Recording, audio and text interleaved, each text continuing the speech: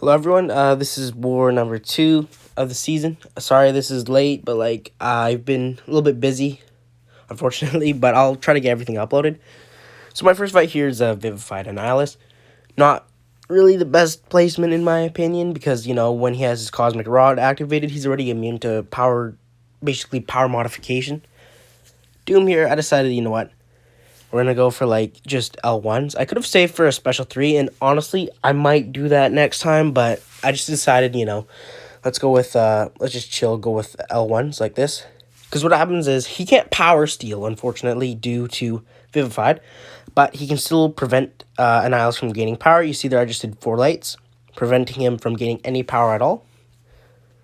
Anyways, the fight's, it's basically almost, halfway over. There's no issues in this fight. I make one small mistake here. You'll see it. I go in after special 2, get parried. I just said, let's go. I did pop an invul, just, max safety, might as well. And, this fight's, it's pretty chill. Honestly, Vivified's not that difficult, really, of a note. It kind of just, limits your options. Of course, Doom as well. He's Doom. Even if I tanked in L3, it would be really no issues at all.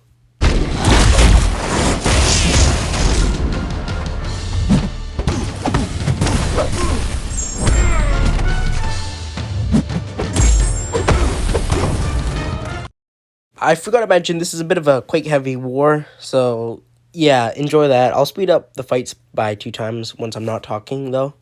Anyways, this is a rank 4 Doom here on EMP mods. This is one of the worst placements I've really ever seen.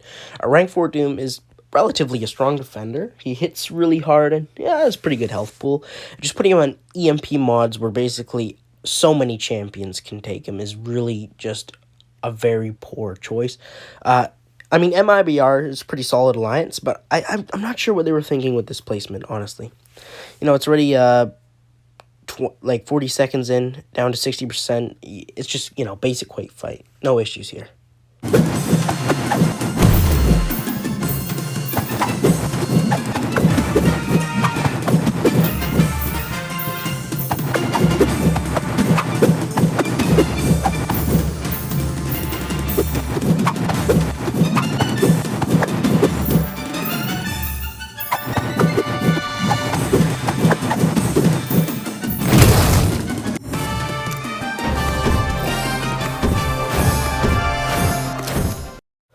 Alright, so next up here we have Mr. Negative, 1 path 3. Not really a hard defender. It's just really Quake food here.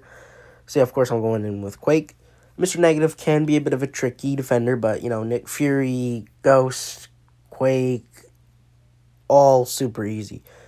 I have a combat regen boost on here. I'm not sure why. Honestly, I don't know. Probably because it was expiring. I have so many of them expiring. Or maybe for the Nimrod fight, but I'm not turning Suicides on, so most likely just because it was expiring. Yeah, this fight here, honestly, Mr. Negative, it's very simple, very basic, just like all Quake fights, really. For the rest of the season, I just wanted to say, I know it's right now we're going into war 10, so when I'm uploading the second war, it's gonna be war 10 already. So I'm gonna combine a bunch of my videos, 3, 4, and 5. I'll upload 6 on its own, and then 8, 9, 10, or whatever. So I'm sorry, I'll really try to get those uploaded as soon as I can, because we're pushing war champions here. We're first still right now. Our record is 8-1, just 1 loss against XK9. So really solid season.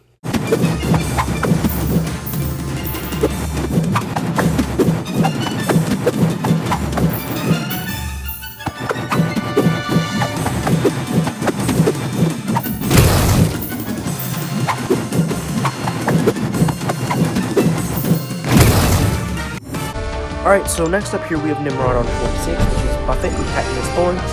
This placement's okay here. Personally, I like Surfer here. Surfer often gets some kills, which is kind of funny. But, Nimrod here, best 2 counters, Quake and Ghost. This fight's, it's not too bad. Just basic, Quake strategy, double decks at the start. The main issue here with Quake is you can't get touched, no matter what. Because of the armor up buff, will smash you. If he touches you, he will melt from deep. So, you know, he has two buffs on right now, so I'm just, like, trying to not get hit, just like any other Quake fight. But after this armor buff expires, we'll be okay because Quake's concussion will shut off that timer there. So you can see right here, concussion shuts off the armor up. So for the rest of the fight, I'm really not too worried. If I get hit while he has no armor buff, so be it. Not that big of a deal because I'm not going to get melted from wounds or anything. And you know, at the point of this fight, it's 40% in. I'm feeling pretty confident here. I took him actually a couple times this season, so you know, I feel quite comfortable with it.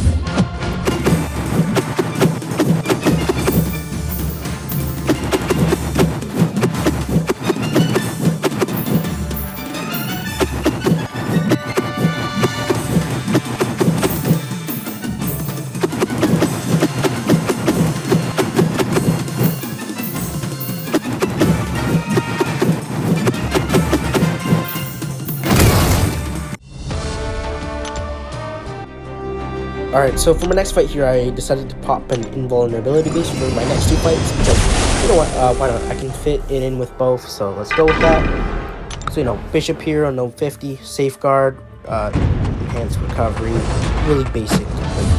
As you can see there, I next back at the start of the fight without starting with Heavy. The reason for this is because Bishop, he whiffs if you begin with Heavy. And when he whiffs, the second hit will hit you without you evading because the game is coded that evaded even though you actually didn't, so you'll get hit, and it actually could not be heavy. This is an issue that's been ongoing for months, but I doubt it gets fixed, so just with Bishop, please avoid starting the fight with heavy. You know, it's a safeguard match, so, you know, Horseman Archangel is another excellent option here. Any ability action, you actually ignore this. It's not shielding. Void's also another top option here. Built-in 29 ramps and roll. But, you know, with Quake, it's Quake. She just shuts this fight down. There's no worries in the world about it.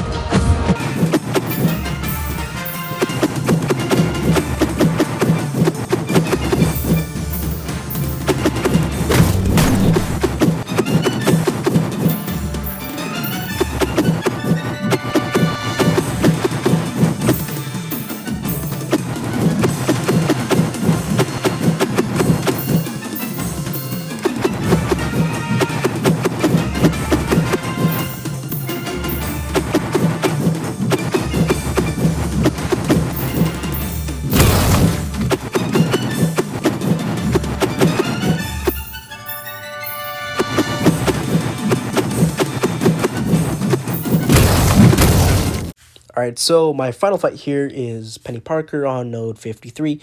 This is a relatively common placement for Penny, but I do not think it's a very difficult placement. This fight you'll see here is basically the most perfect you can play against this fight. I end up coming out on a full yellow bar, which is nice. As you can see at the start of the fight, double physical resistance and armor up, which is not exactly what you want to see. In this fight, it's really basic. Her purple shield there, you just want to hit it a bunch until it gets knocked down to 0, so she won't auto block you while after she uses her special one, gains her like Spidey charges or whatever. So it's not a difficult fight. Just with Venom, he's also immune to power burn from tech, so it's pretty chill. You can see her hit a nice little clean intercept there. Uses her special one, you know, no big deal. Yeah, in this fight, you know, I'm just going for backdrafts. Sometimes she'll play into it, sometimes she won't. Oh, well, whatever. Venom's just such a great champion. Another clean intercept there. As you can see, yeah, right there with the shield, she did auto-block me. But, you know, Venom, he's immune to power burn, so it's pretty chill. I'm just block baiting here, currently trying to get her to hold block just like that. She goes for it, which is excellent. Yeah, this node also has polka dot power, so you can't gain power from basic hits, 12% of a bar per second, while you have a debuff on them, or a damage over time debuff, excuse me, and also from, you know, passive power gain effects, so Ghost, Power Start 1, Hyperion, etc. It also has Stunning Reflection, so do not parry her, because if you parry her, well, it gets reflected on you. It's in the name. As you can see here, you know, backdraft 5 hit combo, special 2, and she's just melting.